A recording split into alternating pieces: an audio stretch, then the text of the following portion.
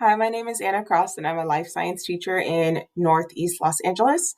Today, I'm going to talk to you about why you should teach environmental justice.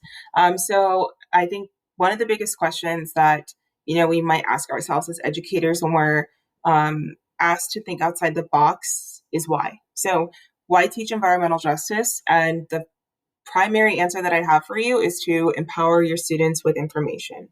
To start with, going into what environmental justice is. So to introduce the topic to my students, I will always start with definitions so that they know what we're talking about, and then we can apply that to examples within the class. And so to also ground this conversation in what environmental justice is, it is the fair treatment of all people, of all races, cultures, incomes, and education levels with respect to the development and enforcement of environmental laws, regulation, and policy. And then when I teach this, I also like to give my students the additional vocabulary terms: justice, which is fair behavior or treatment, and injustice, which is the lack of fairness or justice.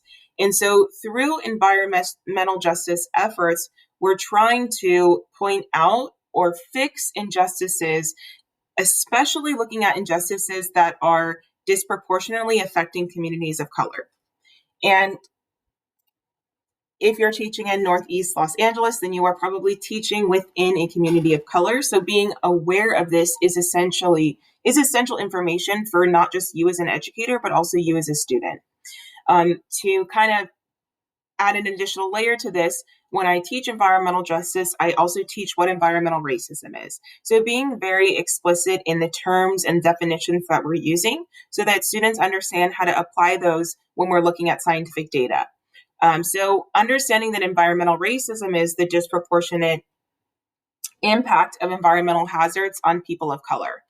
So the environmental justice movement, environmental justice is essentially the movement's response to environmental racism. Through environmental justice, we seek to rectify inequalities that are produced because of environmental racism.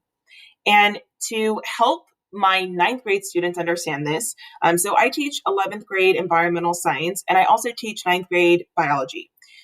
Within ninth grade biology, there are two places that this could fit, either at the very beginning or at the very end of the year. This year, we're doing this at the end of the year as kind of a final project. And to help my ninth grade students really dig in and understand this topic, I'm actually teaming up with the ninth grade ELA teacher. This also kind of brings in the idea of how cross-curricular projects can really empower our students. So being able to see this in multiple subjects throughout virtual learning is helping students to also see the importance of this, right? If I'm seeing this in my English and my biology class, I'm a lot more likely to pay attention to this issue. So I would highly recommend coupling with someone at your school site to teach this subject with, because having your students seeing this in multiple places is really going to help them understand the relevancy of it. And additionally, it provides an extra layer of support. We were able to go much more in depth with these topics because I was really focusing on the science and the data, whereas my colleague was really focusing on dissecting reading with students, annotating reading, and then finding the key point and information from text. So again, collaboration is also key to helping our students out and really driving equity within our schools, I think can be fostered through collaboration as well. But back to environmental justice. So we also wanted to empower our students. So we didn't just focus on environmental justice, we also focused on youth activism. So what are the youth doing? How are the youth changing the world? And also what is currently being done so that we're not just kind of giving our students this information about how they're being affected by this and how this is happening across our country and across the globe, but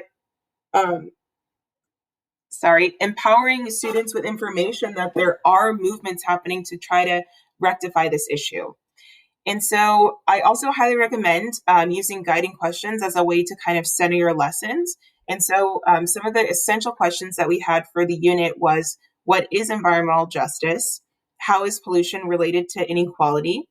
And how can we use maps and graphs to help us see where injustice exists? Because I teach science, we are looking at scientific data and we're looking for a scientific basis for the idea of environmental justice and environmental racism. So we really focused on gathering data and then making conclusions by looking at that data. So one of the examples that we looked at to get started was air pollution. This was an example in the state of Connecticut. What I highly recommend is creating a lesson, either if you're doing it a standalone lesson, really focusing on your community, or if you're doing multiple lessons, ensuring that one of your lessons is focused on your population. And so for this, we look directly at environmental racism in LA County. And to help us understand instances of environmental racism, we looked at maps. So the map on the left is showing the pollution burden in LA County, and the map on the right is showing the distribution of people that do not identify as white. So the areas that you see that are red and orange have the highest percentage of Los Angelinos that do not identify as white. As you can see, that directly correlates on this example to the areas with the highest pollution burden. So my students were able to see this very clear correlation between where people of color live in LA and where there's the most pollution versus where Los Angelinos that identify as white live and how their pollution compared. So again, if you're able to, and I know it does require that extra step of creating the lesson on your own and finding the material and data, but my students being able to connect this with their community really made the difference and drove home this clear data and examples of environmental justice and environmental racism. And so to just bring us back, I really do encourage you all to jump in and take the dive to teach environmental justice. There are a lot of resources out there.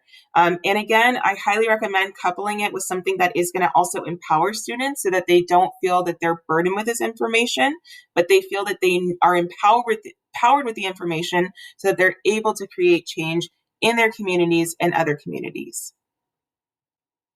And that is why you should teach environmental justice.